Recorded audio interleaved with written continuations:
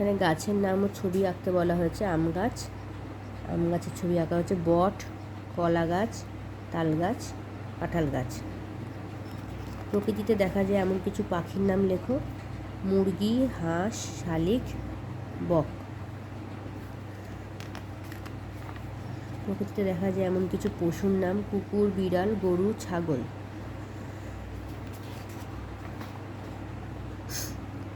কীভাবে জল সাশ্রয় করব না বলে চার্ট করা হয়েছে।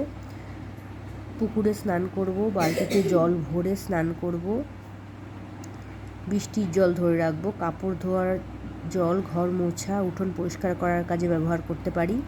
মাটির তলার জল কম খরচ করব, বৃষ্টির জল বা নদীর জল বেশি ব্যবহার করব। ফেলে দেওয়ার জল গাছে দেব।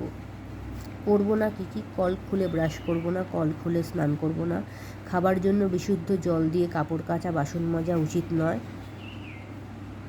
পাম্প চালিয়ে বা কল খুলে ভুলে যাব না, জল নষ্ট করব না, খাবার জল ফেলে দেব না।